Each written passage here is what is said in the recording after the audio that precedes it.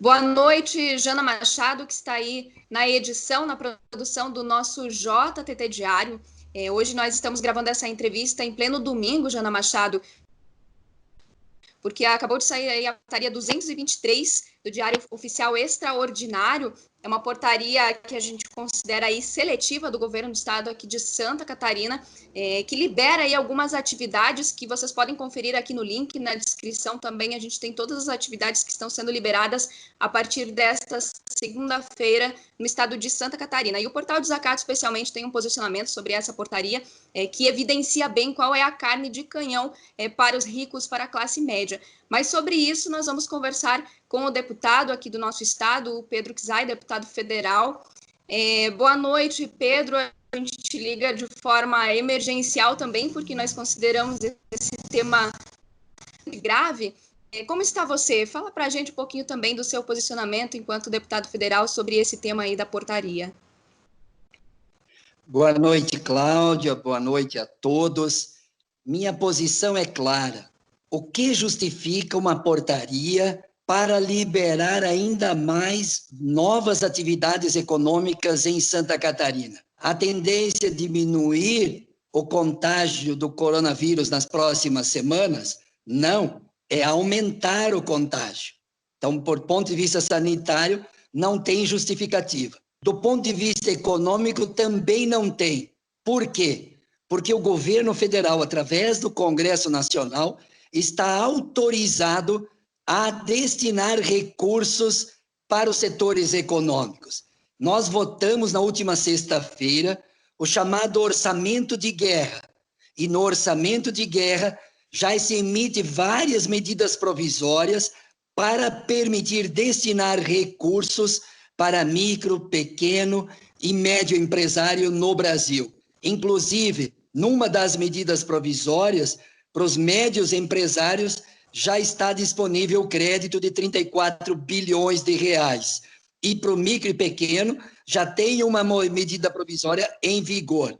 Tem o renda básica para os que estão na informalidade, no microempreendedor individual, e tem recurso no orçamento de guerra para enfrentar o debate econômico junto com a saúde. E terceira justificativa de defender o isolamento social é que o próprio economista do Banco Itaú, do setor financeiro brasileiro, olha de quem está falando, que quanto mais isolamento social, mais rápido vamos retomar a atividade econômica. Este governador está produzindo uma irresponsabilidade sanitária, desconsiderando a questão da saúde, da vida e dos especialistas desta área, desconsiderando o Ministério da Saúde e a Organização Mundial da Saúde. Não é atividade essencial. Portanto, se não é atividade essencial, não pode voltar à atividade. Segundo, economicamente é um equívoco, porque a quarentena vai voltar na outra semana de novo, com mais tragédia, porque o sistema de saúde não vai conseguir abrigar. Cada novo morto de Santa Catarina vai estar na cola, na responsabilidade do governador. Até esta semana que passou, estaria na responsabilidade do presidente da República, que continua defendendo isolamento vertical. A partir da liberação das cadeias produtivas da construção civil, agora dos profissionais liberais, nesta semana, o governador de Santa Catarina começa a sujar as mãos, começa a perder apoio da sociedade, porque 80% do povo brasileiro é a favor do isolamento social, porque está com medo e com razão, porque nós não temos equipamento. O governador que não destina equipamento, não destina respiradores, não destina máscaras para o povo, como é que libera mais atividades econômicas? Se não tem hospitais suficientes, não tem UTI suficientes, não tem respiradores suficientes, não tem máscara suficiente, o que tem que fazer? Isolamento social. Pedro, é importante lembrar também que eu estava olhando os dados agora, então até o fechamento dessa entrevista, o governo do estado havia divulgado aí 52 municípios com pessoas infectadas aqui no estado de Santa Catarina. Esse também é um dado bastante grave. Você fala aí de Florianópolis. Florianópolis é uma das cidades também com maiores números de pessoas infectadas. Existe alguma possibilidade, a gente fala assim, do governo federal, o que a gente vai esperar do governo federal diante de tantos ataques feitos até aqui, mas você também que está aí no meio enquanto deputado federal, o que mais a gente pode esperar, o que a classe trabalhadora também pode esperar dos deputados, enfim, eu não sei se há como fazer algo além dessas lutas também que estão sendo feitas para também tentar ajudar de alguma forma os trabalhadores informais. Primeiro, renda básica. Se o governador quer resolver o problema, amplia a renda básica do governo federal, põe mais R$445 para dar um salário mínimo para uma pessoa e 2 salários mínimos para 2 pessoas da casa, tu segura as pessoas no isolamento social. É decisão política, nós estamos em calamidade pública e, portanto, estamos em orçamento de guerra e o governador vai receber dinheiro federal. 16 bilhões já está se liberando imediatamente para governadores e prefeitos. Estamos segurando o FPM, votamos essa semana que o FPM de 2020, nesse período do coronavírus, vai ser o mesmo que 2019, não vai ter redução, portanto, o governo do estado vai manter a Receita Federal para fazer o quê? Para atender a população que precisa. Os trabalhadores, esta semana nós vamos pressionar o Congresso Nacional para votar mais um projeto de lei que a nossa bancada defende, que tem que garantir o emprego. Tem que garantir o emprego ficando em isolamento social.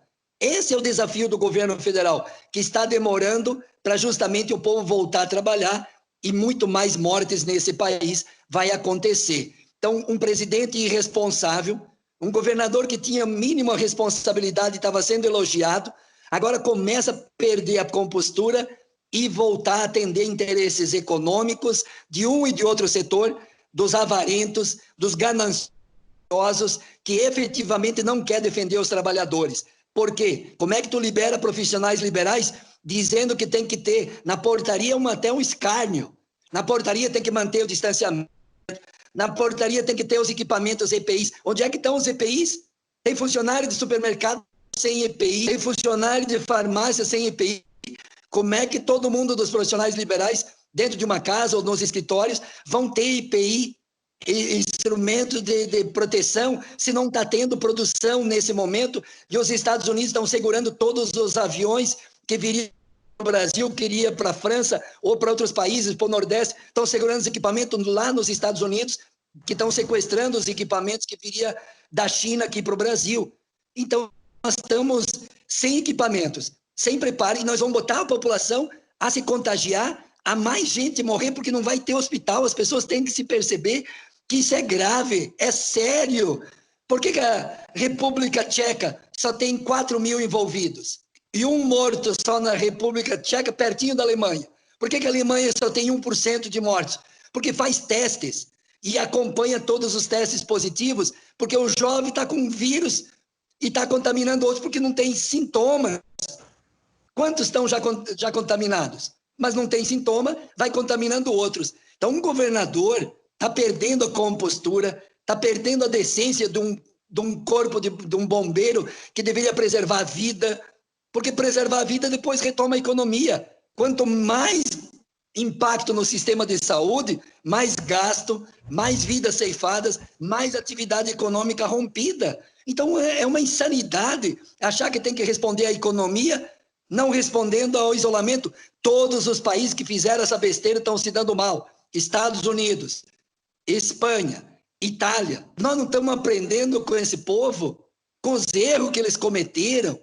Então, um governador que cede à pressão de um setor da sociedade e desrespeita a população de Santa Catarina, quem está nos assistindo com certeza quer proteger a sua vida, quer proteger a vida do outro. E culturalmente nós somos acostumados a cumprimentar, culturalmente a gente se aproxima, culturalmente a gente acha que o outro não tem porque é invisível o vírus. Então tem que ter isolamento social, tem que ter quarentena, tem que ter isolamento social. Não temos testes. Quem de São Miguel do Oeste, ou de Chapecó, ou de Florianópolis foi feito teste? Não fazem testes. 6, 7 mil por semana, quando a Alemanha fez 240 mil numa semana. Então não dá, não é sério a postura do governador. vai liberando cadeias produtivas sem respeito à mínima das condições de trabalho dos trabalhadores, estão expondo os trabalhadores, estão expondo os mais pobres. Vai se revelando que um setor que a elite se preserva e põe empregada doméstica de novo dentro das casas, como lá no Rio de Janeiro, empregada doméstica contaminada pela socialite lá que foi para a França, para a Europa, e quem morreu foi a empregada. Porque não vai ter proteção dentro da casa. E a pessoa está com imunidade boa, quem está trabalhando está com baixa imunidade, quem vai morrer? Então, é a vida que nós estamos falando. A vida importa. A vida das pessoas importa. Então, lamentável a postura do governador ceder ao Bolsonaro, ceder a um setor da sociedade, quando a sociedade inteira, para 80% dos brasileiros, tem que manter o isolamento social. Correto, Pedro. A gente vai agradecendo também a tua entrevista. Daqui a pouquinho outras pessoas vão falar no nosso programa, no JTT Diário. Gostaria que você deixasse aí uma última mensagem também para quem está nos assistindo. Acho que essa questão do isolamento ela é muito importante, porque no mundo todo são corpos e corpos sendo empilhados, e nós não queremos isso. Inclusive, o presidente da Argentina falou outro dia, a economia que cai se levanta, mas uma vida que se perde, não. Então, gostaria que você deixasse também um último recado aí para a nossa audiência. Parabéns ao presidente Fernandes, parabéns aos países que estão levando a sério o seu próprio país. E quem sabe está caindo a máscara da porcaria das falas do Trump, que agora está desesperado, mas está defendendo o seu contra nossos países, levando médico embora daqui. Enquanto o presidente aqui não contrata 15 mil médicos que estão desempregados no Brasil, os Estados Unidos vai levar nossos médicos para lá, em vez de nós nos preocupar com o nosso povo brasileiro, cuidar do nosso país, cuidar do nosso povo. E o nosso governador e nosso presidente estão descuidando do nosso povo e da vida.